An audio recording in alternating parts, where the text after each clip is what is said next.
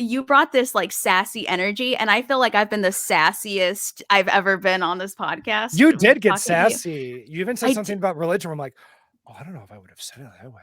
Yes, the sass. I don't know what happened. It just like it came out of me like that scene in Alien where the alien's like that's what happened. The proceeds of this monetized episode are going towards I Am Dying Out Loud. Find out more in the description.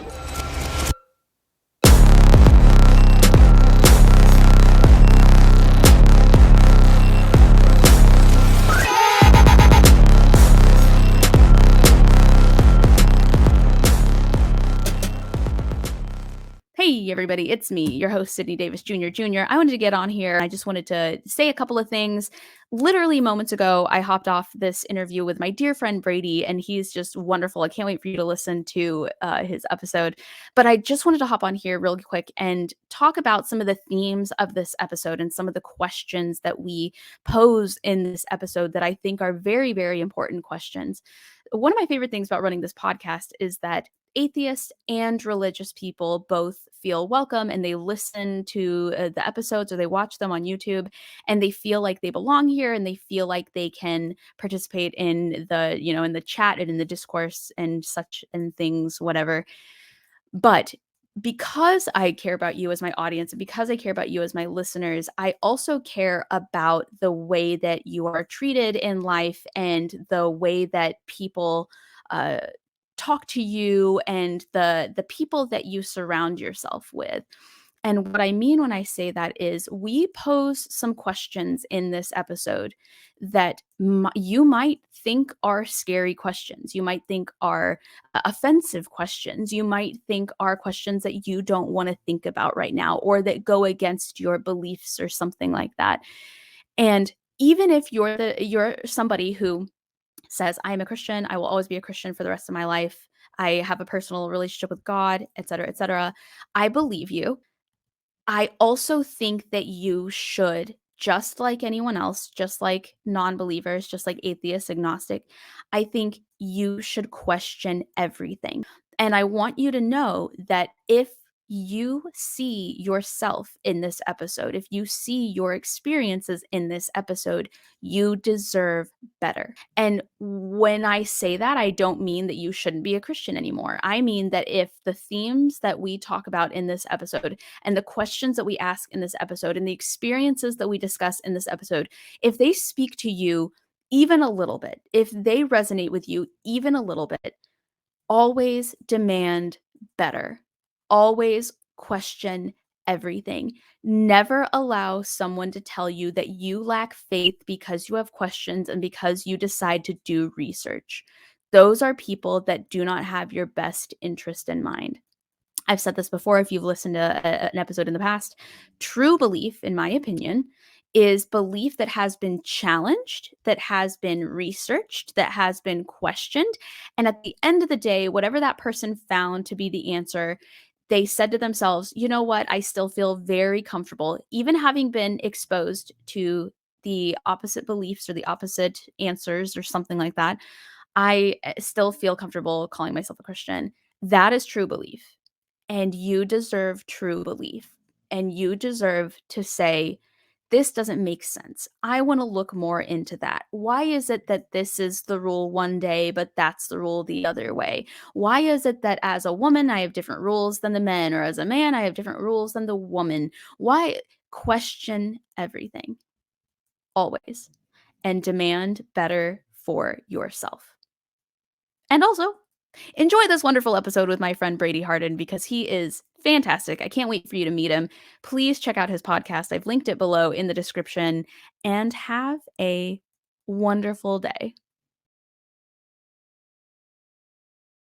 Well, Brady, thank you so much for joining me on Growing Up Fundie. I am so excited to have you on the show finally. For people who don't know, which hopefully is everybody, because if they did know this, that'd be a little weird. We met at SSA Con at the Secular Student Alliance. We were on the same podcast panel.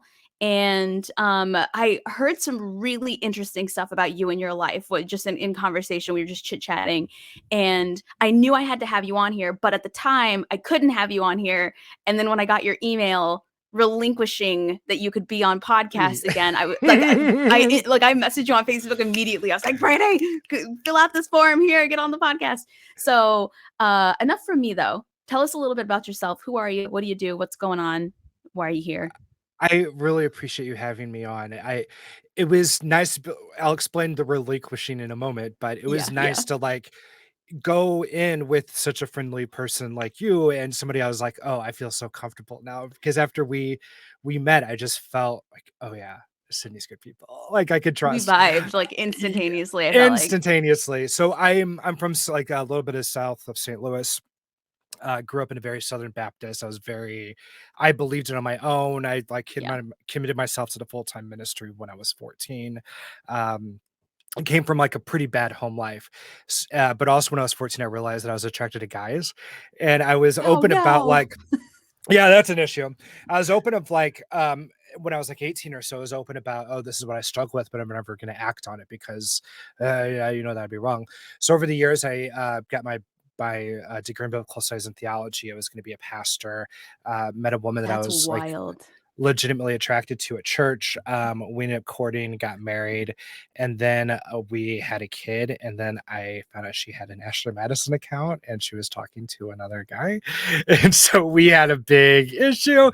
We tried to take her back like 3 or 4 times, but then things weren't working. And so we ended up getting divorced. And after a while, I started to really just question everything that I believed and why, because we also went through some really bad, like, spiritual abuse from that church. Yeah. They were horrible to me. I was disfellowshipped, but they were horrible to her as well. And one even tried to like hit on my ex-wife, all of this stuff that was just really alarming. So I mean, even though I felt hurt, like she was being treated like shit, right? Right. So over the years, like I came out, things kind of cooled down. We became friends again. And then she came out to me that she's queer and that she was seeing somebody and now they're married and I absolutely love them. And we have 50-50 custody. And so we just co-parent our kid as like these two queer households and people who came out of fundamentalism, because also at the same time, like of her figuring out her beliefs and everything, she came out of the same background that I did, and just really impressive. And she came back to, we just built a real friendship on who we are now, Yeah. Yeah, now that you're both who you're supposed to be, it's probably a lot easier to have a genuine friendship because you're not hiding anything. Exactly. And I mean, we were who we were as much as we could be in those Right. circumstances. Exactly. Um, I was over at their place the other day and talking to them about kind of this thing, and we compare it to prison, even though it sounds disrespectful, but it's like there's a lot of just like seemingly heteronormative people who go to prison and end up having these like actual meaningful same-sex homosexual relationships, and it's because of their environment that isn't something that they normally maybe would have explored, but because of where they were, that's they made the best out of what they had. And Yeah. so within the confines of our beliefs, we were the best that we could do in that, and Yeah. then Yeah. once those things got questioned and then those boundaries became more open, we were able to have things like therapy and things that fundamentalism really wants to steer you away. We had so much more Yeah. awareness and understanding of who we were, and also just the courage to come out and be who we are and not be afraid of these arcane beliefs holding us back. Right, right. And I think it's cool that it seems like the two main people in your lives are each other. And so as long as you both approve of each other and whatever each other's doing and you get along and you have similar interests and you both your child and his interests are your main priority, everything else is smooth sailing. It doesn't matter what anybody else thinks because they're not in the group there. They don't matter in that respect. Totally, and I've gotta give a lot of credit to her partner, Sarah, as well. Like, Yeah. she's the same way. It's just, we're able to be upfront and talk to, and it was just something that my parents never had because, as I said, I came from a bad home life, but they were Christians. They were supposed to be unified by the Holy Spirit and, Yeah. have this love that surpasses all understanding, etcetera, but that wasn't the case. Like, we were brought Right. up in very volatile home, and, like, were used against one parent to another, and there's just a lot of abuse and manipulation and neglect and everything that was built into being brought up in those two homes, you know? Right. But, at least they were married, like, at least they stayed in a Well, hetero no, relationship. they even got divorced, and so That's that was, like, the hilarious. thing is, like, I was hoping you would say that they got divorced. because I know, yeah, my dad was actually a deacon, and he cheated on my mom, and there was no consequences for him, really. He just Of went course not. down the street a few miles to the next Baptist church and was able to, like, work with kids and do whatever, and it was outrageous, and so being brought up in those situations, though, while still in it and seeing how people operate and how that all worked, that all stuck in my little queer Harriet the Spy mind, my little ghostwriter. I'm like, let me pull out my pen and write all this down. And it really I'm so informs. sorry. So sorry to interrupt. My brain thought you said Harriet Tubman, and I was so confused. It took my brain a second to sorry, I No, didn't no, continue. Harriet the I was Spy. I so was just like a confused. very like inquisitive kid. So all of those like observations really informed on into my Yeah. deconstruction and everything as well as I started to question things. Um, but But the crazy thing though is, my ex-wife and I became really good friends. We co-parent, we're good. And then over COVID, and this is where shit kind of hits the fan, right? Um, Right, right. we were having issues with my mom where she didn't believe in vaccinations for a while. We're supposed to have like family functions with family members who weren't masking and all this. And so I was like, we can't do this. Like, I need a Yeah, break. And it also was at the time that we were having to like school our kid from home for a while, and yeah. life was stressful.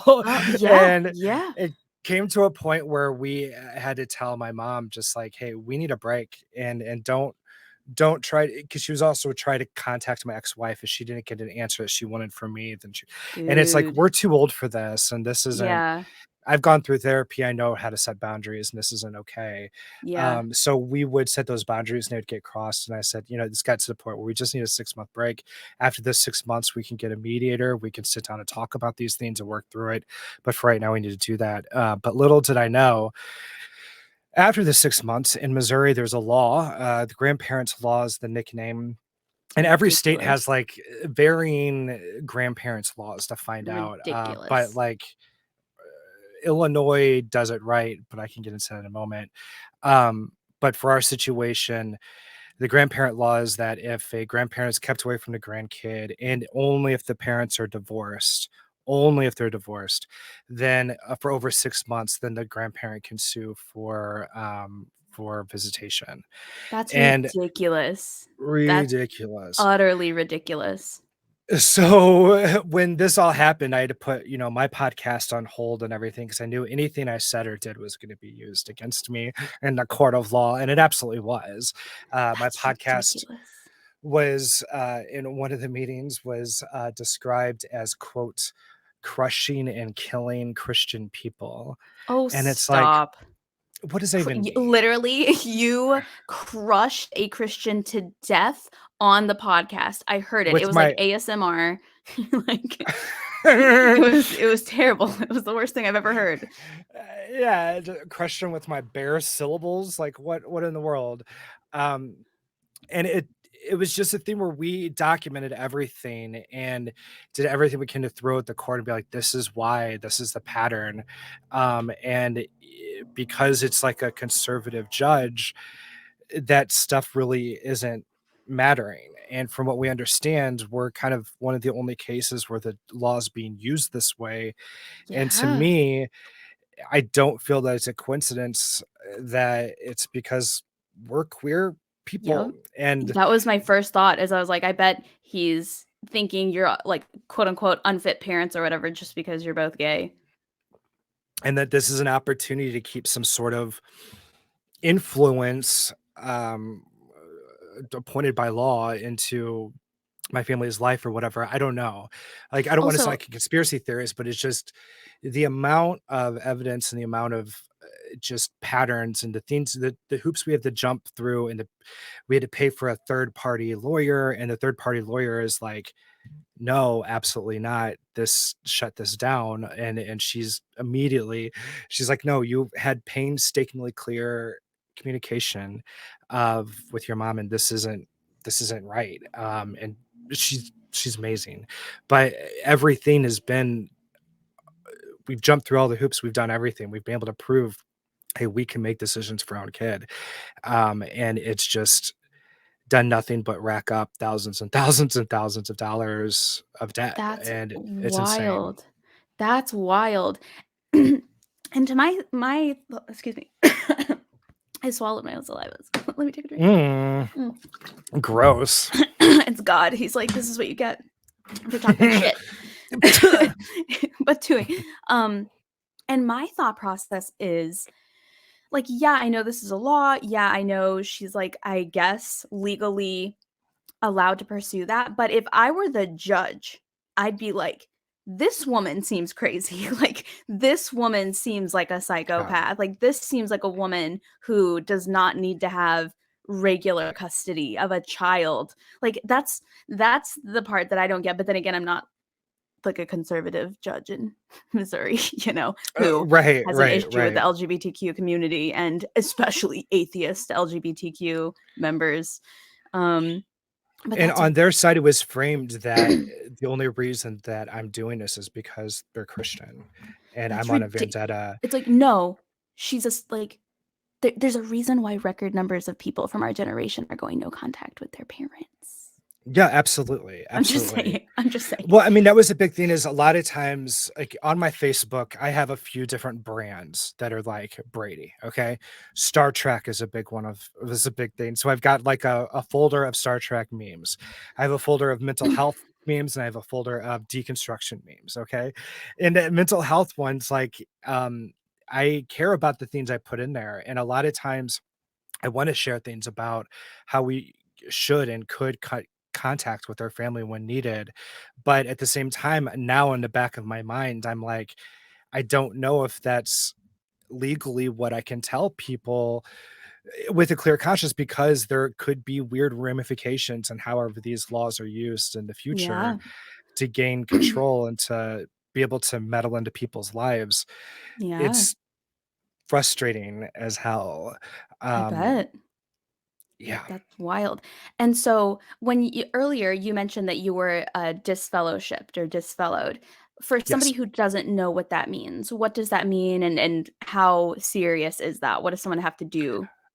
So I was disfellowship because, and it got really fuzzy with their language, and that was kind of an issue of that I was allowing my ex-wife to divorce me and saying that I wasn't working hard enough to work on my marriage.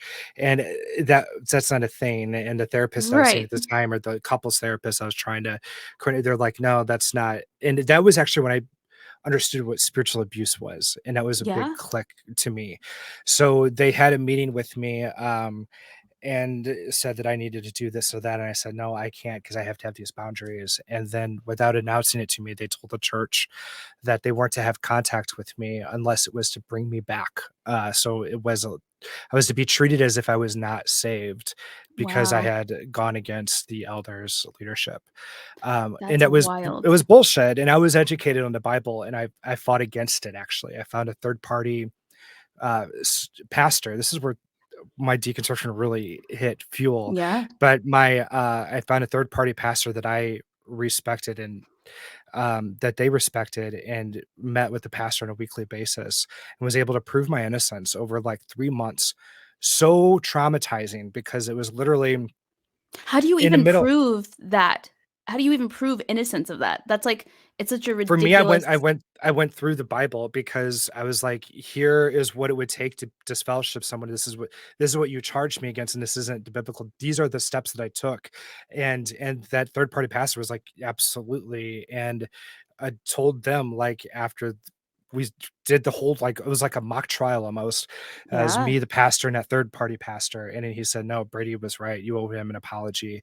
So they gave me a private apology and said they were going to give me a public one. But it took them months and months. Yeah, I'm sure.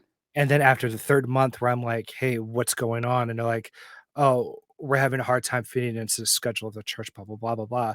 It's like, that's into when the schedule, standing up for 5 seconds and being like, hey, sorry that we told you to burn him at the stake. To find out, there was another elder that was being proven to be super corrupt. And I am he was shocked by one this. that I called out because he was shitty during our counseling and stuff. And then to find out he was like swindling money from family members, was like dodging so they were trying to get rid of him in the meantime. But I'm like, I knew the Bible verse that was like, if you've offended a brother, you drop everything at the altar and you take care of it right then and there. Well, And so also, to keep that pushing, business has nothing to do with apologizing to you. Okay, fire mm, him. That has nothing to do with you. it was because he was voting against me because he knew that I was calling him out on his shit. That's wild. That's wild. Yeah. I'm getting like re-enraged, Yeah. It over was a all this lot. stuff. This is like 10 years ago. So I'm like, oh, I'm okay. Yeah. It just when you finally like figure out your shit, and then I'm like, okay, things are peace. And then my mom comes on like a wrecking ball. But Yeah. back to this fellowship thing though, they eventually were gonna apologize to me publicly, and that's when I downloaded Grinder. When it kept taking all those months because I knew in my head, like, oh, the Holy Spirit's not real. Yeah. Oh shit, none of this is Yeah. fuck.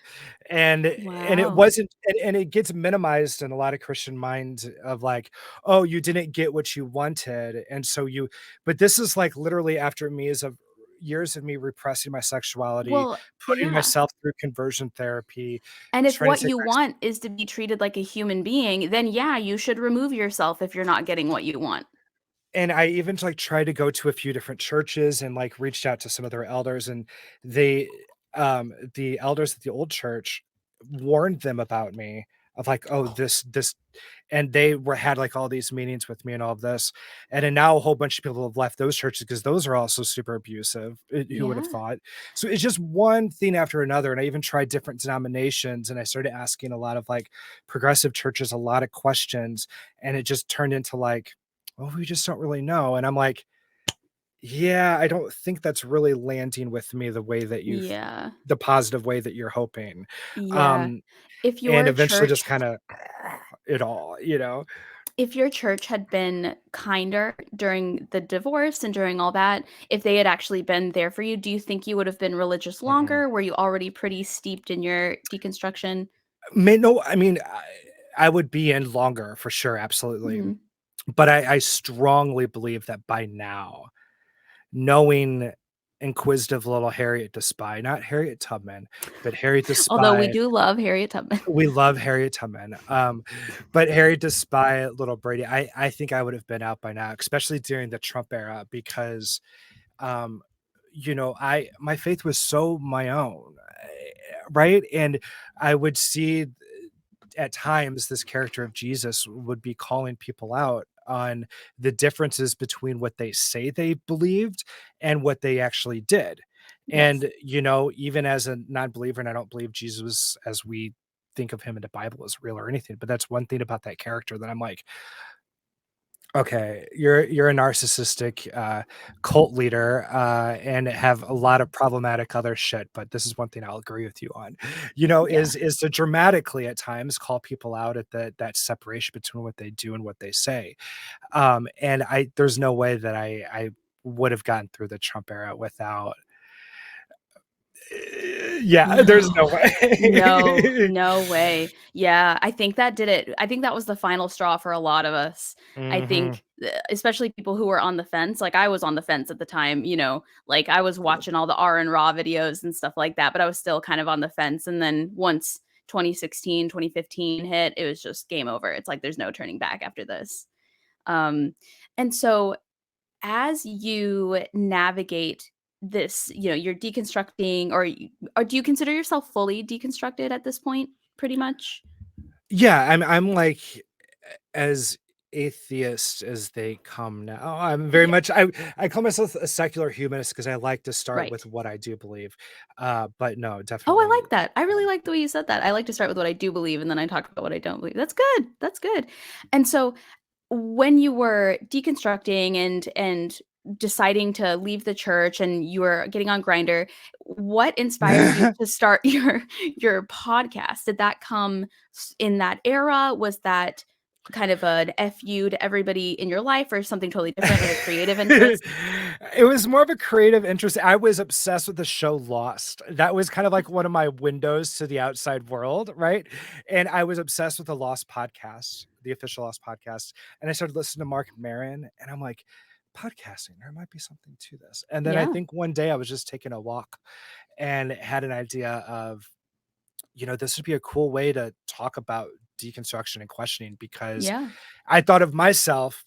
I try to I've had like a few phrases that I try to live by, and one of the early ones was to be the adult that you needed as a kid. And so I'm thinking, what kind of Oh, things would have really helped me when I was younger, write that down. as I'm starting to question my beliefs and especially my sexuality, of which, to me, the religion was always supreme, and I didn't touch a guy until after I was married and was, gonna have a divorce. Like, so I really repressed and lost 28 years of my identity. And Yeah. what things can I make to help people not have such a long time? Yeah, And absolutely. um that came out of there. And so I had that idea, and I just messaged a few people that had been in my life around then. My former co-host Chuck Parson had been and I had been friends back when we were Christians, and we were different types of Christians, but we were the only type of each other's that we could tolerate, Yeah. right? Yep. Yep. And that was kind That's of our funny. our funny friendship. Yeah. And then a lot of people may know Jamie Lee Finch. Like, she grew up around Yeah. us and was in like similar circles as well. So she was Yeah. one, and a few other people. And I just messaged them and just said, hey, I had this idea. So Jamie was our like fourth episode, and we were one of the first episodes, like one of the first interviews that she did. That's And cool. there was a cool honor because we kind of grew Yeah. together in those areas. Yeah. And yeah, so that was kind of like our weird little deconstruction bubble, and we've gone, different ways, but we came from a very similar, even geographical space. And so having those conversations about how and why we started to question, even like Chuck and I as, co-host, coming from different belief systems. Like, I was more of a Calvinist piece of shit, and That's he was more wild. Armenian. And so it was really cool to kind of share our perspectives and Yeah. see where our deconstructions did have overlap. And it had so much more overlap than we probably did beliefs, you That's know? wild. When people tell me they used to be Calvinist, that just blows my mind because I used to be Baptist, and I know we're like not even considered Christian for the majority of like the faiths, and that was still tough to deconstruct from. I can't even imagine Calvinists. I've said this before on the podcast. Calvinists, they scare me. I'm gonna be honest. They're like some of the only people that Well, scare me, just because you're like, well, what if the Bible says this? And they're like, well, that's what it says, and you're like, oh shit, like even the bad parts, and they're like, yep, and you're like, oh shit, like they're not even trying to do the whole no, it meant something different, it was a phrase. They're like, nah, fuck it, y'all going to hell. Like, yeah, it's just wild. It's but to wild. me, that felt more consistent, Yeah, and it and felt more real, yes. because you have conversations with people now. Or I recently had a conversation with somebody where I pointed out like Exodus 21:20, where I was like, well, no, Yahweh, direct quote, journalist with the microphone to his mouth, and he says, oh no, you can beat your slaves nearly to death, they're your property. And then like Christian's like, Trump didn't mean that, and if No, Trump did no, mean that, then he actually meant this, and no. if he said this, then he actually, and you go into that like narcissistic, Yeah, how do you cover for a narcissist? And it's the right. same thing applied to theology and applied to the Bible. But with like, as like a Calvinist, like, I remember, because I came from bad home life, the faith was so much my refuge. And I remember when I was 18 or 19, I went through like a 2-year period where I didn't read any book but the Bible, because I was tired of being influenced by the outside. I prayed every night, God, I want to know you for who you say you are, for who you say you are. Wait, I want to know you for who you say you are. Doesn't, yeah, I'm saying it right. It just sounded weird. I was gonna say And I that was like, believed it until you questioned yourself, and then I was like, wait, maybe my brain is it scrambling. I sounded don't it know. sounded weird, yeah. Yeah. And so that was my big thing, and then I came out of that more of a Calvinist, and then ended up finding other influences that I really liked. But yeah, because I think like after that though, I went from different variations of the faith, because it was more of reading the Bible and then seeing real life and being like, we're missing something. Okay, let me go back to the Bible. okay, we've got to be missing something because that's not there. And Right? we were just taught to have that circular knowledge that it is there. Yeah. But then like you get in that loop of, oh yeah, but it's not. And I was told to be honest, and it'd be dishonest to keep going with this. Oh shit, now what do I do? And it's self-destruct, self-destruct, self-destruct. You deconstruct all over the place. Yeah. Right. Yeah. Oh, and would you say that it was harder, or not harder, but well, was it harder slash do you get more judgment and pushback coming out as LGBTQ or coming out as atheist? That's a very good question. Because I had a little bit of a gap. I came out as a gay Right. Christian. Ugh. No offense to any listeners, but I'm picturing a puka shell necklace. I'm picturing got to be glued in your hair. Am I the puka correct? shell with the it had to have the cross in the middle. Or the And little you, fish or the little Jesus fish on it. yeah, or like if you were really wanted to be like progressive, just like a hook. And then Yes. people ask, "What's that hook for?" And you'd be like, "Oh, well, let me tell you a story. Over 2,000 years ago, Yeah, yeah. there was another dirty hippie that liked the fish." But So classic. um, yeah, so coming out as a gay Christian, there was a lot of like big pushback from my Southern Baptists of just, hey, you're gonna go to hell. Right. And that told me who to block. And so I was able to block some of them, right? Like, "Oh, okay, It's a blocked." progression. And yeah, Yeah, we're just like, I'm not playing this game because I don't fall for it. Like I saw yeah. behind the curtain, whatever. And then coming out as atheist was a bigger deal.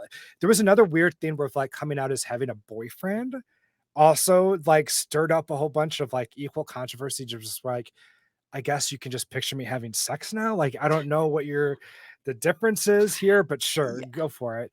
But then no, Well, when I because came when you out come out as as gay, you can at least apologize for it to God. and, But if yeah, you yeah. bring a boyfriend, that means you're not sorry, and that's a whole That other means you're problem. doing it on purpose over and Yeah. over and over and over and over and over and over and over and over and That's over and over and hilarious. over. But so yeah, and then coming out is like, yeah, I don't believe anymore. It was a completely different thing because that was such my identity. I remember Yeah. elementary school, the teachers in the teachers lounge called me Bible boy to find out. Like, I'm not even kidding. Like this came and I'm like, I'm kind of proud of this. But like, I mean, it was such my identity. I mean, because I committed Yeah. myself to full-time ministry at 14. And so when I Jeez. came out and just said, like, hey, I can't believe this stuff anymore, and here's why. It took me a long time to get that language, and I'm still getting it. I'm still developing it and working on being able to communicate because, again, I want to think of somebody. I think of myself when I was 23, repressed Brady, who's just so wholeheartedly seeking the Lord, and knowing I love you to death and your intentions are pure, but they're misguided in a way that you don't understand. And this is a better way that you could be directing those that's going to give you less hurt, but also hurt less people in the process Yeah. that And are around you. I think what people don't understand about atheists, about people who are queer and Christian or started out as Christian, and atheists who started as Christian is they look at our lifestyles and they say you're rejecting God. Like you're rejecting God, you're going against God, you're purposely doing the opposite of what God says because you're mad at God. You didn't reach out, you didn't try hard enough. And what they don't understand is oftentimes we are the ones who were praying the hardest. Hardest girl. We Yes. are the ones Yes. who wanted, like, when I started feeling that, like, atheism creep in, I held on to my Christianity for dear life. Hmm. I was probably an atheist 3 years before I was actually an atheist because I refused to admit it. I was hanging on. Right. I was Right. that Right. girl posting Bible verses on my Instagram, taking my Bible everywhere. I was even known because, I would do, like, stand-up shows at Second City on Sunday and then go to church afterward. Other comedians would be like, "Oh, Cindy's What a going to church. See you fucking later." A nerd. fucking nerd, dude. I would bully past me. Let me tell you, as a fucking nerd. But, like, that's what they don't understand is we're not out here being like, "Yeah, like, fuck the church. Yeah, ha, ha, ha." It's like, you prayed and you tried, and there was probably a time in your life where you would have rather not been gay. Like, you would have Oh, rather. yeah. By the way, is that appropriate to call you gay? Would you rather bi, queer? What would you prefer to be? Gay, pride, or queer. Okay. because like, okay, queer is like the punk rock cousin of gay, and I'm gay, but I'm also like, no, I'm queer because Well, I wasn't sure I'm not a if boot. queer was like a word that you can say if you're queer, but if you're not queer, you say gay. But I didn't want to assume you were gay in case you were bi. I don't know. Okay, am I more Pete Buttigieg or Bowen Yang? Bowen Yang. That's Does that make funny. sense? Yes, perfect. All right. Makes perfect sense. I love it. That's so that's gay. Damn. Or no, it's queer, but gay, yeah. Oh wait, maybe I Pete misunderstood. Buttigieg is gay. Pete Buttigieg is like a heteronormative homosexual man, whereas Right. queer is like Bowen Yang, where it's like, Right. fuck it all. I don't give a shit. I'm queer.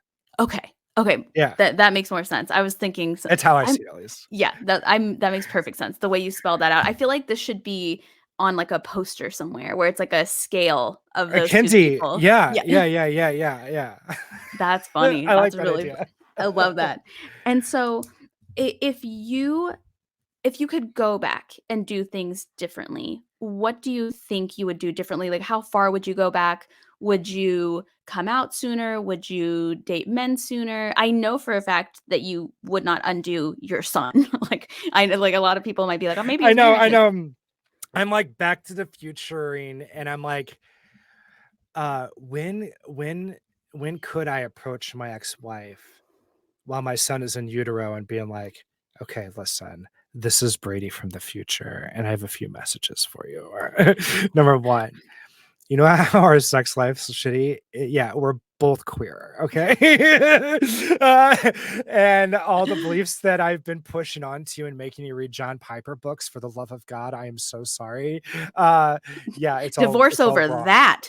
Forget the rest. Yes. Divorce over that Ugh. bullshit. Yeah. Um, but yeah, I would go back to then because I was so it's so hard talking to people who are still in it because they listen to everything I say and it's like, okay, well, how can we discredit? And that's how my mindset would be when I was in it. And I'll be, oh, he's gay. Well, it's probably because he wanted to have sex or he wanted to do. And it's like, no, I literally repressed for 20 and didn't until I was like, you know, like knew for sure I did not like my beliefs were changing or whatever. And so I don't know. There's kind of like that push back and forth, right? Yeah. But knowing that that push from the side of these beliefs was just a toxic relationship, like it was parasitic. Um, it that wasn't a big eye opener. Part of it is I went to therapy and understood two-way relationships. And this isn't as a dig to my ex-wife or anything at all. She had things from her past that she was working through. And number one, I had things from my home life, obviously. Yeah. I don't have the best one, but things from my home life that were modeled to me that I had to really have their own deconstruction of, right? Yeah. But realizing that relationships aren't one-sided, and Right.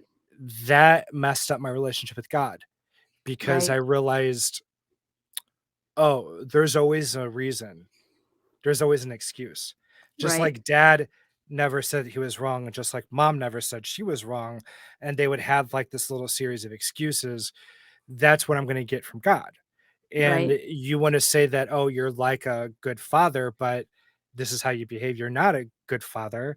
Oh, you're the one telling me you're a good father. Yeah. Oh, this is suspicious and very familiar. Yes. Okay, keep talking and let me hear more. Oh, you don't do anything wrong? Oh, you don't change your minds, but when you do, it's repenting, but it's not repenting, depending on what translation you want to fall back on. Oh, they heard you wrong or they documented you wrong. Okay, okay, okay.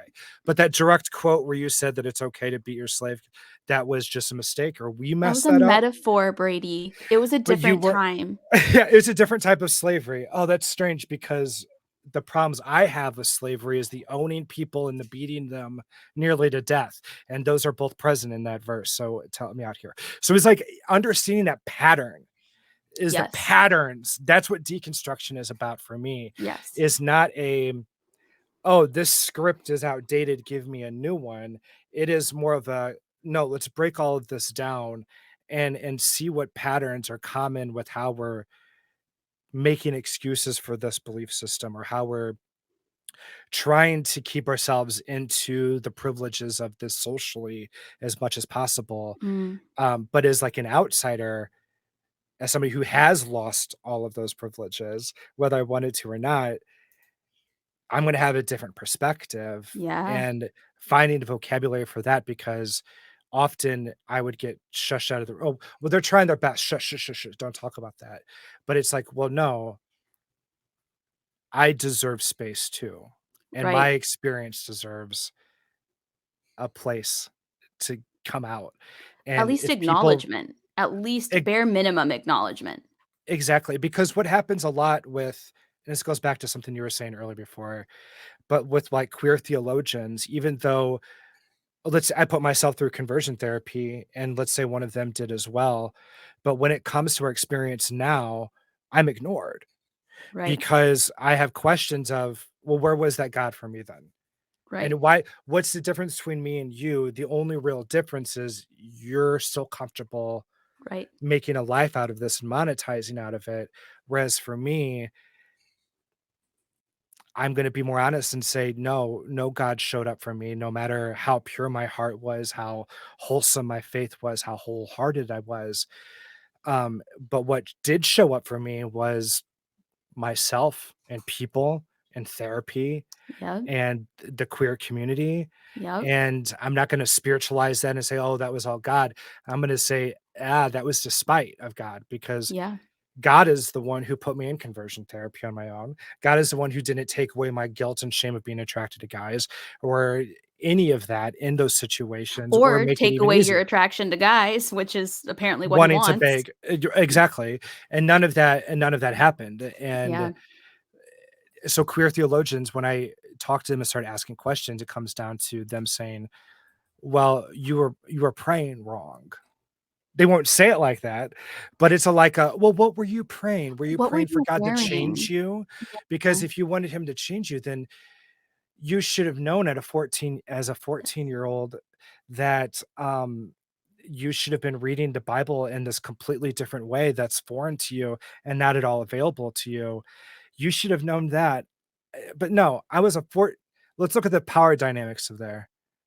A 14-year-old gay confused boy raised by Southern Baptist, and going through the puberty, so it's creator, already confusing before you even yes, throw in the gay part. exactly. And then who was I up against? The creator of the universe, who could have done anything. Who knew And you were gonna be gay before you were even born, knew you were gonna download Grindr, knew all of this was gonna happen, yes, didn't try to intervene in any and way. all of this, like, I had so many things to help protect, like, what is that? Safeguards. So many layers of safeguards, of accountability, of all of this. And once I started to see the pattern, they all fell down like dominoes. And it Yeah, just, it, I finally was able to say, ah, I'm okay. I'm yeah, not a bad person. no, Um, and yeah, it's just, and so it's just, it's been a long process of having to completely reinvent myself in several ways. yes. Not reinvent, rediscover Yeah, who I am. You know what I mean? yeah, like, he was And always there, he just wasn't visible, he wasn't around. right, Yeah, right. And yeah, having to find the things, like, what did I like as a kid that was different, not related to this belief system, or not believe this, and that helped me figure out more who I was. I created like a playlist of like my songs that really reflected who I was. And when I was having a hard time, I would listen to those, and it helped create more of an identity. I understood more about artists that I like, and background, like their backgrounds and how they live their life. And as you can see, as my video, like Keith Haring is a big inspiration, who had a similar background. And then I found what was big for me was my new narratives, and that was like Star Trek and other shows. But like Star Trek is like very more on point and very progressive, and Star be able Trek was to, there for you more than the Bible was there for you. exactly, and more self-aware and more helpful. And um yeah, it just, it changed a lot for me. Yeah, So Absolutely. Yeah. You brought up something really important earlier, spiritual abuse.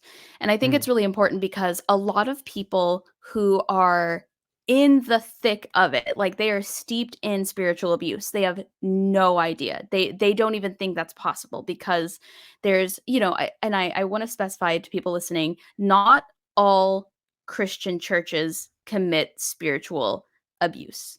Gonna be honest, never been to one that didn't, but statistically, I'm hoping that there are some, and I know some Christian people that are very kind out there that do wonderful things in the name of Christianity, but spiritual abuse is it's so many things that are insidious. And what I think is the worst about Christianity and their spiritual abuse is that they blame you for everything. One of the main tenets of Christianity, one of the pillar understandings of Christianity is here's the rule book. You have to do the whole thing yourself.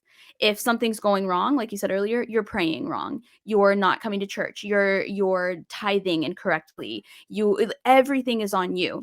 They Or you share it with the Holy Spirit, but if you fail, you weren't accessing him Right. correctly. Right. And you're supposed to develop, like God and Jesus supposedly love you so much, but it's up to you to establish the relationship. Mm. They love you. They want you to live right. They can help you, but they won't because quote unquote free will tells them that you should have to make your own decisions, even though they know what those are already, even though they know that they're sins already, even though they know that what you're going to do before you even know it is sending you to hell. It's this weird, like, it's this abuse that because there's no hitting involved, because there's no bruise, Mm. because there's no what we know to be abuse, there's no screaming and yelling and cussing. People don't understand that they're being manipulated and taken advantage of and blamed for the issues that are supposed to be resolved by a relationship with God and with Jesus, and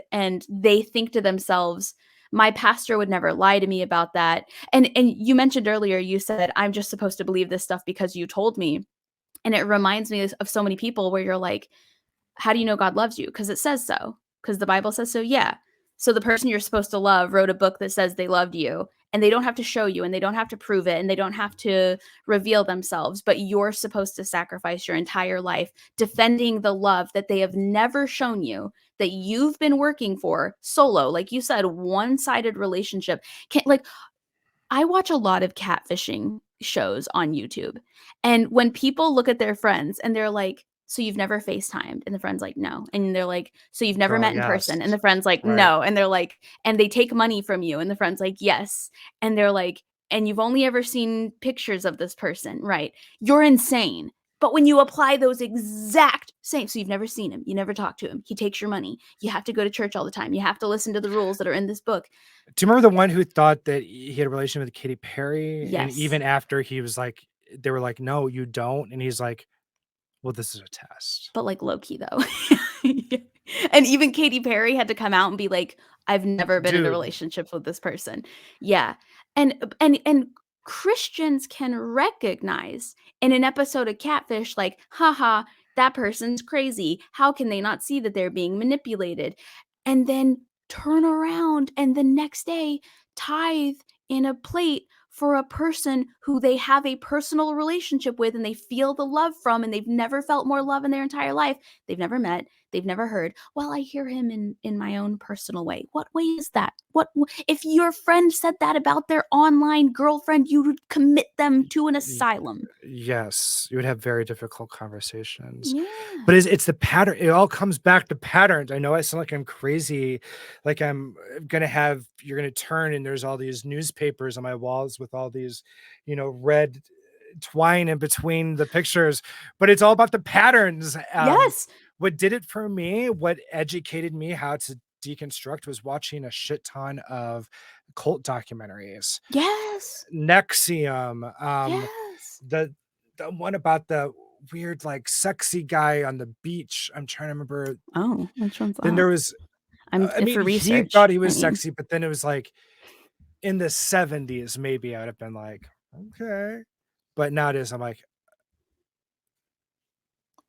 um, Do you but there's just groom? all these Is there's all these different cult documentaries, but then nowadays too, we're getting into mix, like ones on Hillsong and the yeah. Duggars, The Way Down on HBO, which was phenomenal. Holy Hell is the one about the sexy guy that I was thinking about on Netflix. And then they also For just released research. one on I'm watching that one for research. it's a great documentary period. Sons of God was another one. There was something about Mormonism, like Mormon polygamy.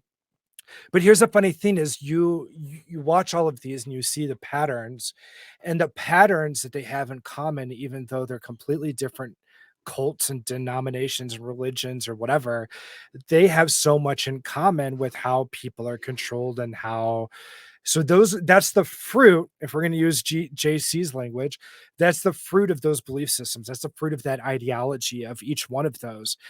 But then you compare it to like when people finally were able to talk to each other freely around the world, and Christians from all around the world finally got together, and let's imagine a big Skype meeting, and they're like, oh, let's compare all of these completely verifiable miracles that are just like we read in the Bible, or let's talk about how our churches are completely free of sexual morality now in the year 2023, and we've got all the fruits of the spirit, and we're Oh, known for our that love and was a all this. trigger. And let's say that they started comparing their stories, but there's not any of these miracles. They can't verify any of these things that the Bible told them to look out for. And there's no patterns Yeah. between like the speaking in tongues and the oh yeah, this girl's foot was healed, but you can't show pictures because something happened. Like all this like different stuff.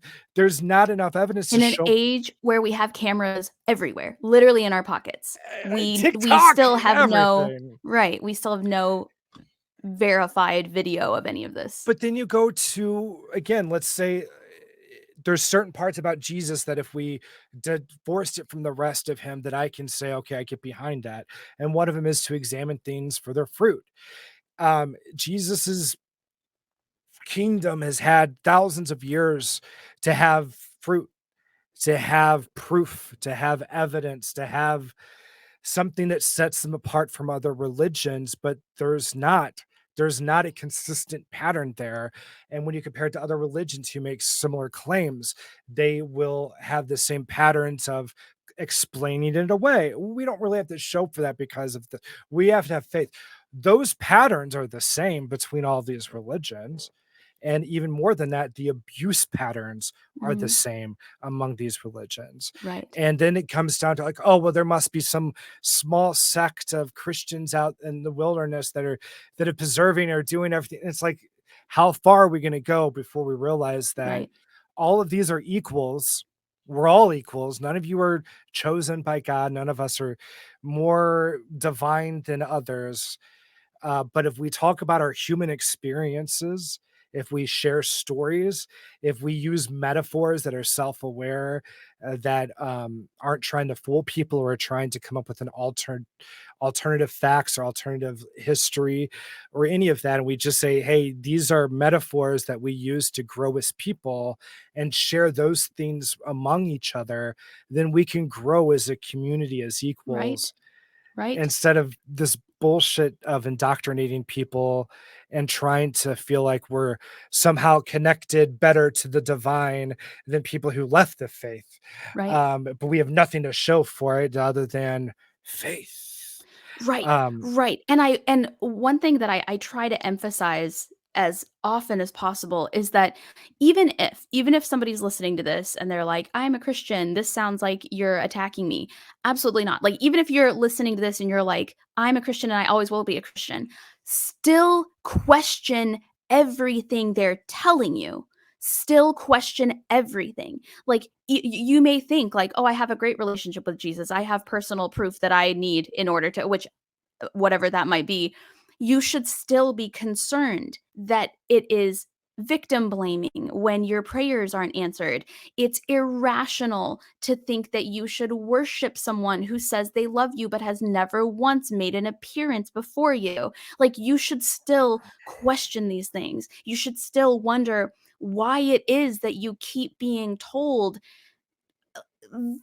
like identifiably false stories. Like you and I both know, and by you I'm talking to Mm, the person who like it's crazy to me that people can look at a situation like during the Me Too movement and be like, you know, these victims are claiming that they remember what happened 25 years ago. How are we supposed to believe them when there's no video, there was no audio, it's been so long? How, like, the human mind doesn't remember, blah blah blah. And then turn around and open a book that was written 2000 years ago, if not longer, by people who didn't even know Jesus, excuse me, half the people didn't even meet him, right. if anybody did, and say, yeah, that tracks. That tracks. Yeah. Like that, like question everything all the time. Why would you want to be involved in something where you have to put aside your rational thought process in order to stay involved and popular and liked within that organization? One pattern that I picked up on was there was this woman, she was friends with my grandma before she passed away, and she wrote me this nasty letter when I left about how I was like punching Jesus in the face and how dare me and all my family, blah, blah, blah. And I read it and just realized, like, no, this isn't how information shows that it's true. And I was able to see that manipulation. So I was able to see that Yeah. again, that pattern. Um, oh my God, I just lost my train of thought. Hold on one second. We were talking about people and their like rational minds. They can say one thing and know for sure that it's the case, but then when they turn that exact same logic into religion and I just thought believing, of it. yeah. Do you mind if I grab a Diet Coke really quick? Yeah, go for it. I'll Go be for right back. it. Th- Okay, I'm gonna say out loud what the this thing I was episode gonna is talk sponsored about by was Diet how Coke. people say the trust in God and not man.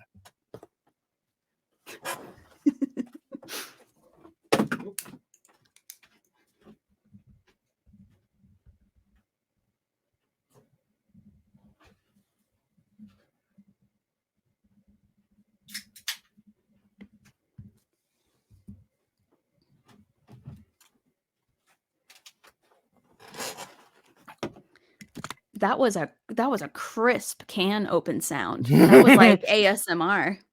Yes. That's Should put it right awesome. by the mic. Yeah. It's But just what I think. So I've always said that. Oh, I'm sorry. You were telling a story. You were totally in the middle of a story. no, so I got this nasty letter from this woman who knew my grandma before she passed. And it was when I deconstructed and said, like, oh, you're punching Jesus in the face and bruising him. And it was just all this like bullshit to try to influence me or to like manipulate me and make me feel bad. And it wasn't working because again, Right. I saw the patterns. One thing she kept on saying was that I needed to trust God and not man. And big part of my deconstruction was realizing, well, trusting what I thought was God includes trusting man. Yeah. Because you just mentioned that council of people. We have no clue who those guys were. No We have no idea. clue their intention. They, I mean, they were We hired know they by, I hated believe, women. Constantine.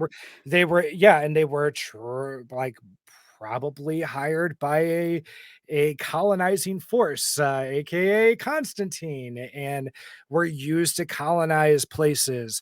And the things that they said, there was not journalistic integrity. It wasn't like, oh, well, what do we have the most eyewitness? It was what fits into this narrative the best that we can control. And a lot of people will try to say, oh, yeah, there was Jesus and he was this perfect prophet or he was this Messiah. And then Paul came and then Paul messed everything, putting all the blame on him. But contextualize the things that Jesus said and did. If somebody came and said, hey, you all been worshiping this religion for a long time, but now I want you to know it's actually about me personally. You may think it's about how you treat others, but there's plenty of times where people are nice, but if they don't know me personally, they're going to go to hell. You know what I mean? Yeah. Like, Yeah. yeah, you would kill him. I would probably be in that crowd too as a secular person. Like, yeah, get rid of Fuck this that cult guy. leader. We don't need it. Right. But there's no recontextualizing or putting it in the patterns of, well, what would that look like for me? But here's the thing too. I got into an echo chamber of treating others the way that you want to be treated. And it just dinged off the like walls of my brain back and forth, back and forth, back and forth until I realized that that would include objectivity.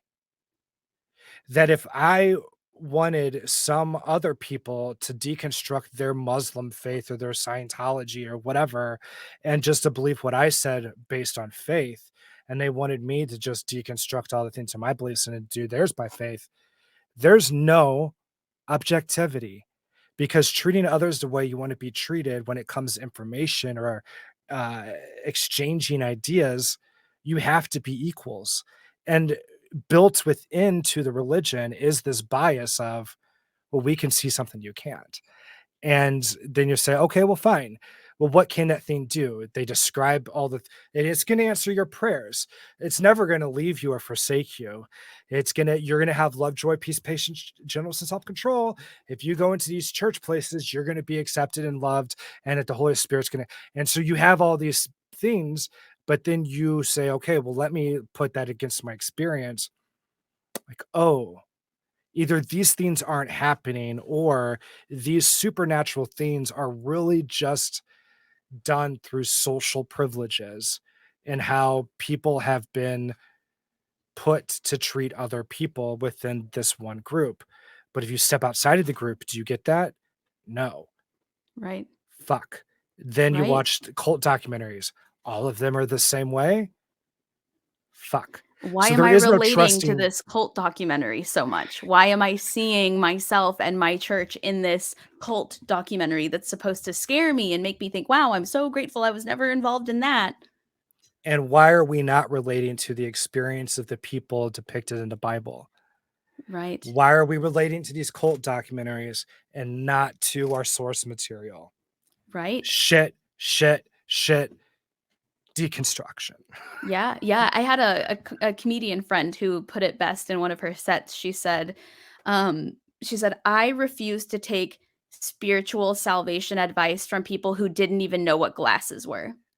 She's like, they didn't even have glasses. Why do they have the right to tell me what is like correct for the rest of eternity? Like for the rest of my entire like existence 2000 years ago, they could make all the rules flawless, do it verbatim, and they don't even know what glasses are. Never even heard of it, let alone have laws about it. Um and I think there's what is so difficult about things like deconstructing from an organized religion is that part of you, and maybe you disagree, feel free to disagree, at least in my personal experience, part of you is like, yo, fuck all that, that was awful, I feel like I have to get 25 years of my life back or however long people spent, I feel like I've been lied to my whole life, I feel like this was all a whole thing to keep me down for whatever reason. And then, at least from my perspective, I look at so many people and I'm like, they are also brainwashed. They legitimately think they are helping me by telling me that I need to dress in a way that doesn't make men look at me a certain way. Even though the God, Bible right. says if you can't stop looking at me, you need to gouge out your own eyes. We're not going to pay attention to that verse. We're not going to listen to that one. No, But like that one, just like the one where Jesus said to sell all of your possessions and give to the poor, those were just metaphors. That was just metaphorical. And so it's it's tough because I felt like first you're angry with the whole thing. You're like, fuck all of you guys. And then the second part of you is almost like sad because you're like, so many people think this is real. They think this is true. They are telling me I'm going to go to hell for being gay or whatever because they genuinely think that's helpful. They think if mm, they tell me right. that enough, I will scare the gay away or I'll go to conversion therapy and it'll all be fine after that. And so you like you're still mad, but you're like, at what level do I get to say that person knew what they were doing? For example, like megachurch pastors, I don't think half of them are even Christians. I truly don't. I think they're just businessmen. I think those are shitty people. But like, at what point in the totem pole of the church do you get to be like, no, you actually were the piece of shit who said all of these things and perpetuates all of these things? Like, how do you what's the word I'm looking for? How do you blame somebody for being awful when being awful is all they were ever told was gonna save their life from eternal damnation and, like, burning in hellfires, you know what I mean? It's like it's a weird it's a weird confusion, and I think that is also the same thing that keeps a lot of people going to church when they first have those questions because they're like, "So and so would never lie to me," right? Whether it's their leadership or their family. People None of told pe me that they stayed in the faith longer because I was nice to them, Yeah. and I'm like, "Well, sorry." Yeah. Yep. Yep. And Yeah. you're like, well, guess what? This is me telling you I was wrong and I'm sorry. And I'm so sorry that I led you astray. I love how those people will stay in church for you, but they won't subscribe to your YouTube channel and like consume all your content. They'll just blame you for condemning church. Like, that's No, so cute. he got out. He actually got out before me, so I gotta give him some Good. credit, but Good. he stayed longer because of me. Ugh. That's wild. And so how does the your experiences both as a queer person and as somebody who's deconstructing from such like a religious and like staunchly it sounds like religious background, how does that impact how you parent and what you tell your son? Oh, that's a great question. Well, the first, like, part of that is how do I interact with those people? A big part of mine is to have a conversation, and when I see that one of those patterns that I'm used to, and it might even be helpful for me to sit down and write them all down sometime, but when I see one of those patterns that alerted me that things were wrong within the faith, I try to talk them through that, and I try to give a little bit of awareness, and then I'll have more of a conversation, and when I see a loop that in a way is not personal because they know that my experience is attached to this. But when it's a loop of, yeah, but this thing that I can't show for is more important than your experience. And so you've got all this thing that you experienced, Brady, sure, but I've got this thing that I can only spiritualize as a mystery. And this is more important than what you're telling me. When that priority becomes apparent, is when I get a little bit more, I reflect back the energy that they give me with their unconscious bias. Mm, So I don't think they're consciously being an asshole, but I'm right. going to show them the same level of assholery that they're showing me. And I'm going to explain to them, hey, the way you're treating me is not the way you would want to be treated. So I'm going to treat you in that same way and see if you wake up to it. If they get it, then I'm able to have more of a conversation. If they don't, and I'm not saying I'm purposely being an asshole or going over the No. top or calling them No. names or anything, but it's Mm-mm. more of a, hey, that would be like me. This is how I say it is I do a lot of like what Jesus did of treat others where you need to be. When you do this, it's just like this, or like David, or I'm sorry, David and Nathan, where it's, yeah, but this is who you are in that situation, right? Where he showed him about the lambs that he was stealing in that VeggieTales movie. Um, I gotta tell you, that's I still love VeggieTales. I I have, do. I do have a soft point, but Yeah. so kind of being able to twist it that and say, do you see yourself in this situation? And then that's a really good indicator of me of, are you trying to see me as a person or are you just trying to win a religious argument? Right. And the same with like my kid, it's interesting because when he was going into kindergarten, my ex-wife was still sort of religious. She went from our weird Calvinistic Southern Baptist bullshit, and she came from a more charismatic background, but when started going to like a progressive, like Lutheran church, and so they had a school attached, and private school was very important to her. Not to me. I came from public, like ABC recess. Like I'm that And that's why you're a grungy. gay atheist because you Yeah, went to yeah, yeah, public yeah. school. I wasn't educated, right? But I made a compromise early on. It's okay. I'll trust this school. They're near me. I could walk there. And we've had a couple issues. We've dealt with them, and they are great. They know we're all queer. They know we're all atheists. They even know the situation is going on with my mom. Like, and like Wow. they're cool. Like they are what Christianity should be. They're more Mr. Rogers, who's like my ideal Christian because he kept his faith stuff for at home and private, just like Yep. Jesus told him to.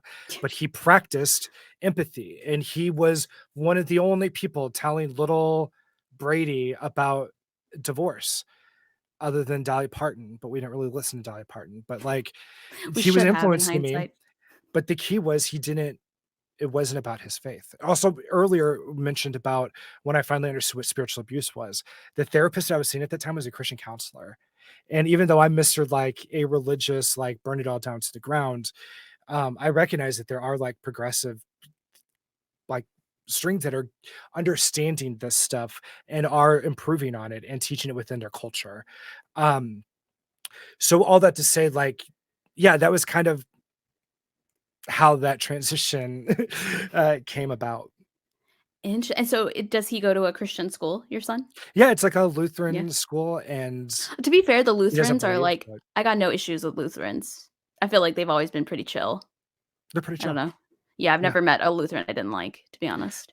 But, like, the reason that we kept him there over all these years is those are where his friends are, and it would be, Yeah. like, cool for and we've been able to make, like, friends with, like, some of the other parents that are not complete believers or not believers Yeah. at all, Yeah. and that's been cool, and they've been accepting to us. So, like, they even came up in my trial with my mom. Was her thing was like, oh well, Brady's putting him through the school, so he's obviously still wanting to be connected to the Christian church, but he has this public persona of being all anti-Christian. And I'm like, no, my only decision No. with that was a compromise with my ex-wife and my kid.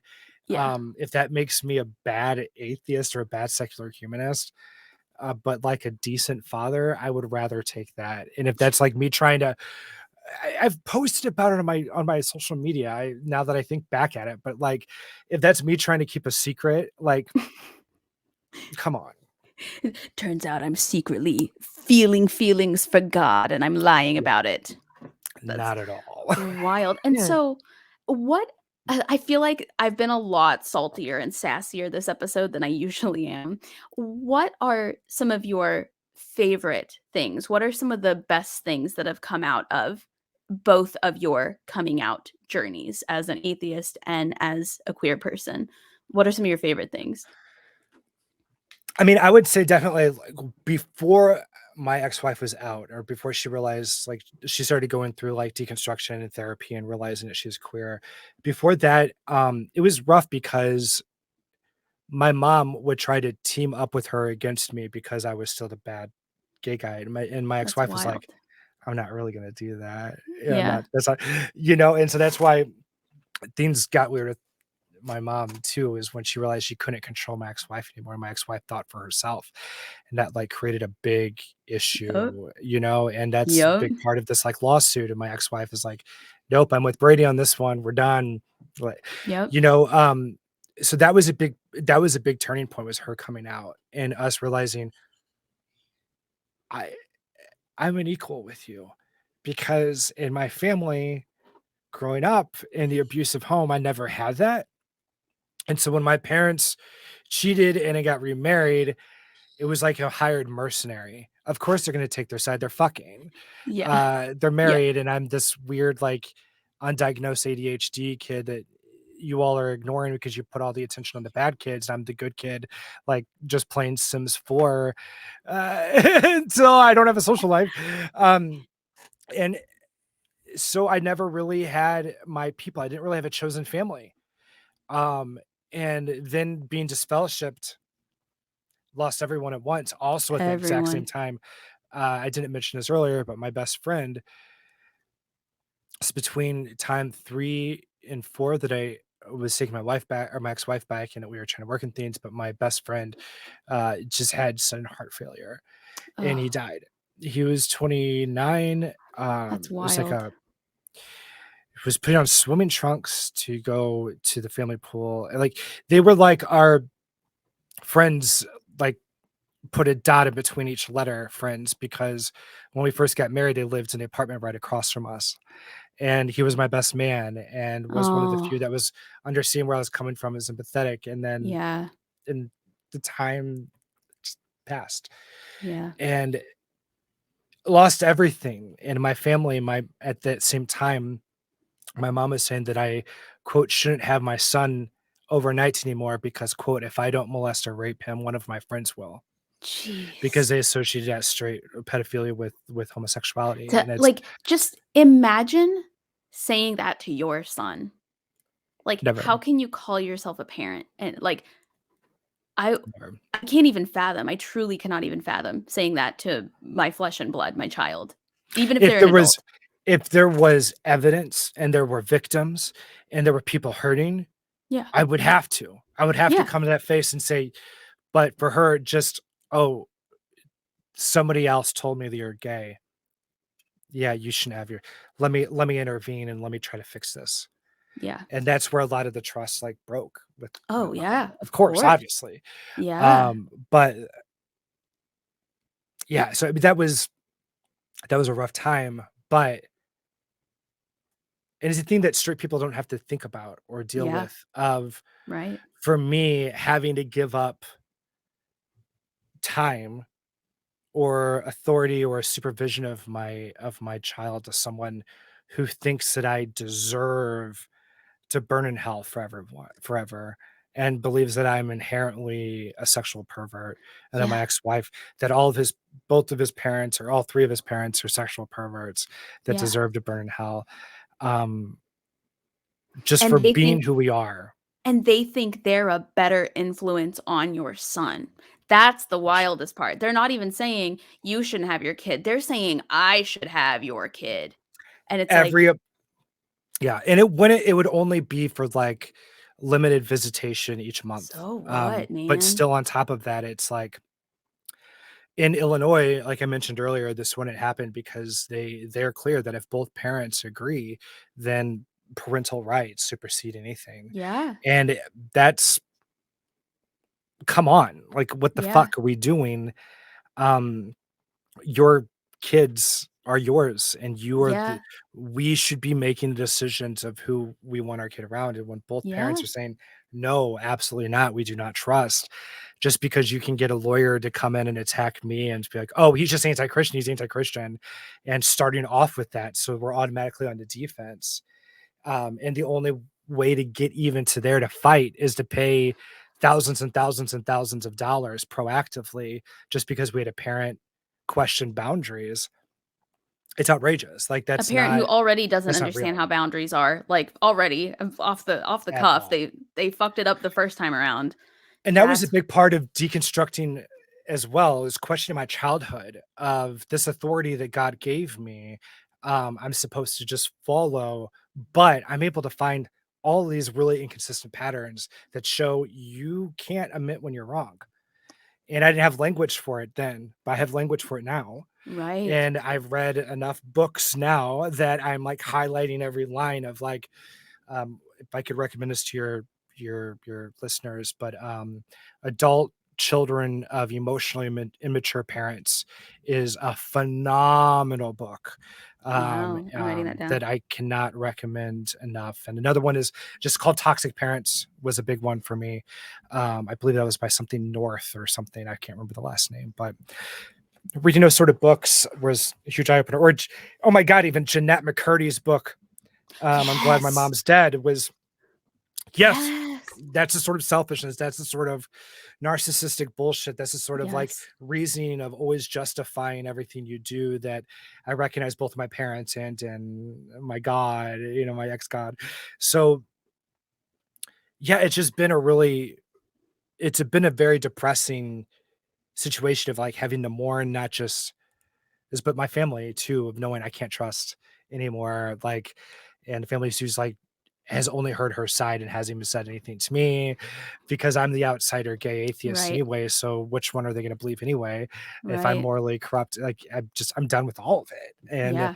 I want nothing more than to just be able to have a chosen family with my ex, her partner, our kid, and my close friends that I've made along the way. And I believe that we deserve that, and should be entitled to that, of making Yeah. the decisions of who's going to spend time around our kid, and not some Josh Hawley appointed judge in Missouri who has been kind of an arrogant asshole throughout this process, if I could be honest, Yeah. and just doesn't What? understand No the way. A queer, conservative judge in Missouri straight is an white, yeah, asshole? doesn't understand the queer experience or anything, of just, "Oh, well, so what? She thinks you're gonna molest people. Why does that matter?" It's like, I mean, he didn't say that, but that was his Right. attitude. That's I'm the talking about those things, and attitude. it's just like, do you not understand? Would you want your kid to be around someone who you think is you know what I mean? Like, Yeah. Just who call him a thinks that child you molester. are automatically going to be molesting them or take Yeah. anything that you do out of context,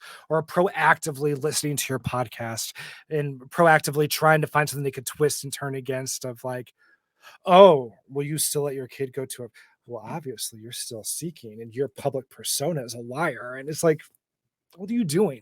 Yeah. This Yeah, and isn't family. the same people that are like, "Oh, what's the deal? Like, all she did was, like, say that about you. It's just words." If you were to turn around and call that judge a child molester, he'd blow a fucking gasket. He'd be like, "Contempt of court," you know? Like, "Oh, but it's just Exactly. words. You're not supposed to worry about it." Like, "How do we know you're not?" Like, "Ugh," you know? You're awful defensive about it. It's like, are you kidding? Like, your mom said your own mother says that about you? First of all, what does that say about the way she raised you? It's like, you know what I'm saying? If Right, she right. thinks you're a child molester, it's like, lady, you know, okay, well, The but Rosie O'Donnell show raised me, bitch. I'm telling you, the Rosie O'Donnell show taught me more about how to treat the LGBTQ community Yeah. than any other show I've ever seen. Like, fuck Yeah. Ellen, you know, like, I'm just saying. Fuck Ellen. Yeah, fuck Ellen. But, what would you say to somebody who might be listening to this? Maybe they are queer and they haven't come out yet. Maybe they're atheist and they haven't come out yet. Maybe both. Maybe they're mid-transition deconstruction and they're not quite sure what to do. What would you say to give them hope that it gets better? And what would you recommend they do? Babies cry because they can't communicate. When you get the language to communicate your real experience and not the way you've been told to interpret your experience, you're gonna cry a lot less, and it's gonna be a Mm, lot less frustrating life. wow. Find your voice. Find Mm, where it really is, not what a queer theologian is trying to say or what a God is trying. Here's the deal with God. God is a metaphor, and he's going to switch metaphors when it's convenient for him, not when it's convenient for your experience. He's going to call himself a good God, but whenever, or a good father, but whenever you bring out that a good father wouldn't be silent to his children for 2,000 years, or wouldn't leave Jews in the fucking Holocaust and not say anything, and also wouldn't leave slaves with enough verses to say, hey, you need to obey your slave masters just as if you were obeying me. That sort of neglect deserves your attention, and you are worthy of saying, hey, you're a shitty father. And whenever he's a shitty father, then he'll say, or a theologian or a pastor or a believer will say on their behalf, yeah, but he's also a mystery. You can't be a good father and a good mystery and be the same thing. You have also, a go ahead.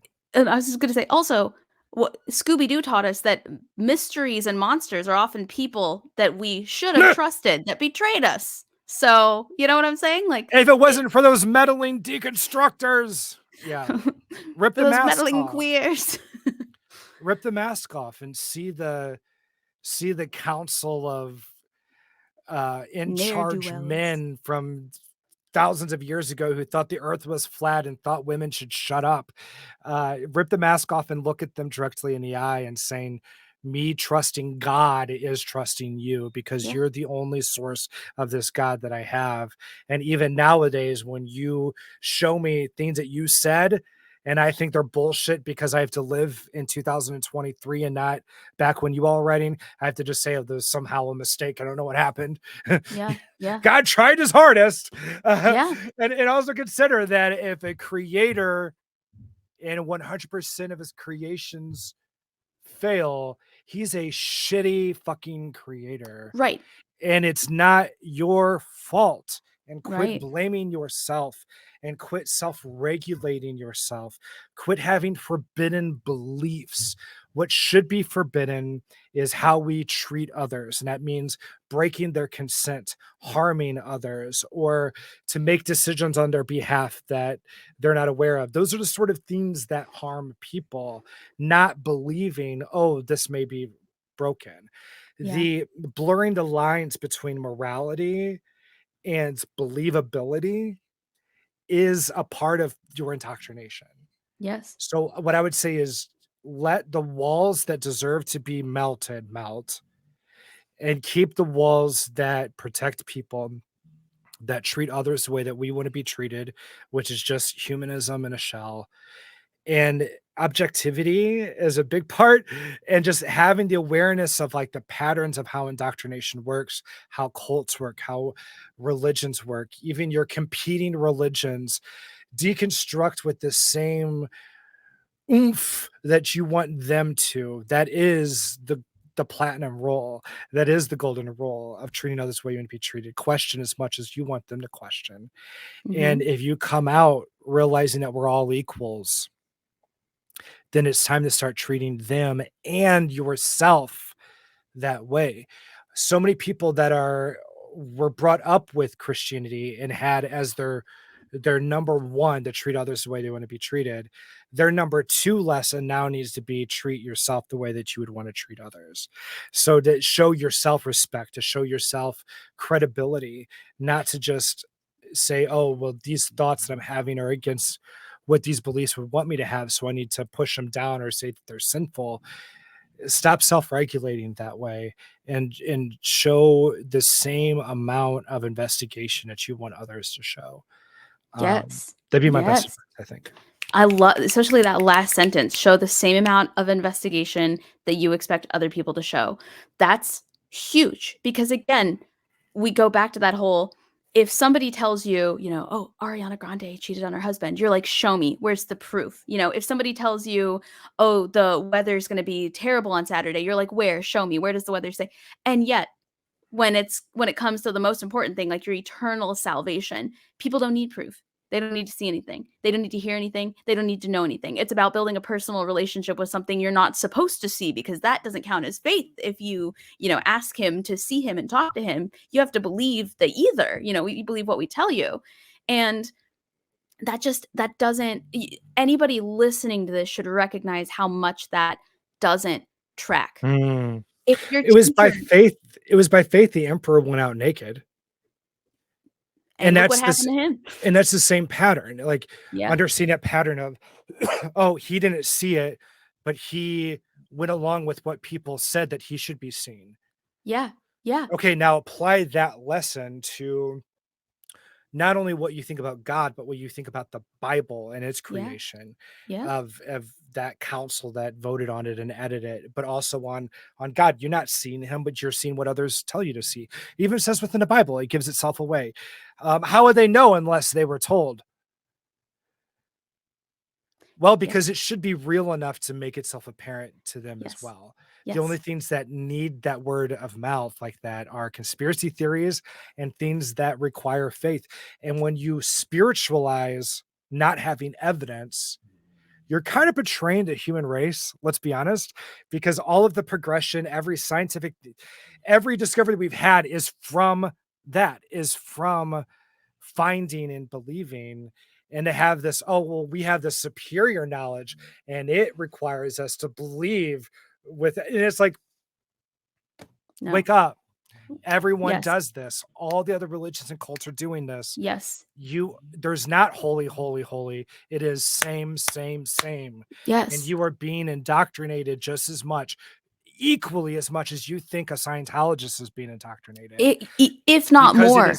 it's tied up morality with beliefs, and it is brought to you those in one package in a way that says, oh, these always come together and it always comes like this. And you realize, oh shit, if I melt all of this, I see a lot of different elements, Yes. and these could even be discovered by just listening to people talk about their real life experiences with no faith Right. required. And that Right. is humanism. That is Yes. what humanism actually is. Yes. 100%. And even just from a baseline logic standpoint, even if they're approaching it from somewhere other than humanism, other than, if you wouldn't sit through a history lecture where the teacher answered every question with, just trust me, just trust me, just trust me, Right, right, then right. You know what I mean? Right. Like, if I paid to go to college and my teacher kept telling me stuff that that didn't make a lot of sense, but every time I asked a question about it, they were like, just trust me. I don't need to show you anything. I don't have slides. I just have this one textbook. I'm not going to tell you where it came from. There's a few different versions of it. I'm not going to tell you which version you should get, you would complain and you would stop going because you would recognize that that doesn't make any sense and something's weird, something's up. And you should apply that same logic, if not more thoroughly, to your salvation. If you ask progressive theologians, what is the purpose of theology? It's to use metaphors and stories to help people in their time. Okay, well, fine, but your relationship with your holy book is the exact same as many of the people who influence my family have with QAnon. So when you treat your Bible the same way as they're treating QAnon, Yep. what difference are you gonna give? Oh, well, we don't believe in QAnon. Hey, honey, that's not what I said. Exactly That's not that. what I said. But Nice try. Not what I said. if you're going to talk down to my family, which yeah, they are above them, they should talk down. But if you're going to do that, then you show me that same pattern in your behavior. And if there isn't one, then oh shit, you're not treating others the way that you want to be treated. You're working off of exceptionalism. And we realize that any time that we build a community or a movement on exceptionalism on a demographic, whether that be skin color or being part of the dominant culture or whatever. But when you make it about, oh, well, we treat everyone as equals as long as they believe this, would be problematic. Just as if I said, I'm going to treat everyone as equal as long as they do this, the same as me, Yeah. as long as they have the same color, same skin color, as long as they're gay men, as long as they're men, white men, then I'm going to treat them as equals. No, you don't do the same with your religion. We are all equals. We are all not divine. And We're not divine as fuck. And it's time that we just start speaking to each other face to face without these the council of Nasima voted, and these are my words now. No, rip these masks off, and we just talk about human experience, and we learn about each other through empathy and by sharing our experiences, not by beating our chest and making ourselves more. I'm magically more important than you are because magic that I can't show has chosen me. No, honey. No. No. As much as we would love to be picked, I myself am a pick-me girl.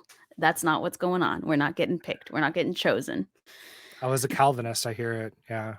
That's Calvinists are they're would you say they're the pick-me's of?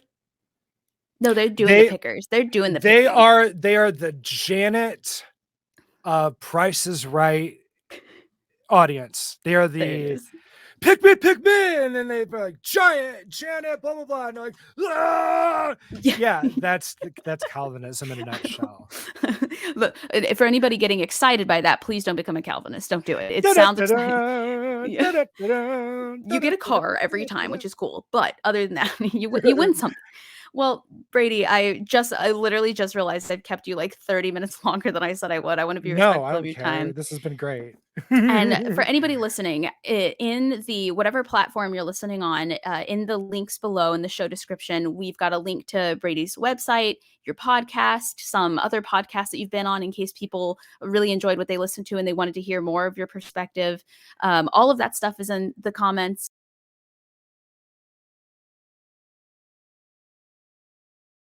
And Brady, thank you so much for your time and your Thank you story. so much. I really appreciate it. Yeah, I feel like you brought this like sassy energy, and I feel like I've been the sassiest I've ever been on this podcast. You did get sassy. You even said something about religion. I'm like, oh, I don't know if I would have said it that way. Yes, the sass. I don't know what happened. It just it came out of me like that scene in Alien where the alien's like that's what happened. Yes, the xenomorphs. Do you mind if I plug my GoFundMe? Yeah, please do. Yeah. Oh my God. So I didn't know because we were like shoved in this stupid legal situation, I had to set up a GoFundMe. If you all can help, anybody who can, no guilt. But if you go on GoFundMe and look for like "Sued by Evangelical Mom" or by my name, Brady Hardin, you should be able to Or by find my me. name. But I would really appreciate any help because, I'll like I link said, that in the I like description too. got laid off at the same time all this happened, and it has been a stupid mess that queer people should not have to deal with, or That anybody. yeah, that'll be linked below. Thank you. Yeah, Thank you. I will do that for you.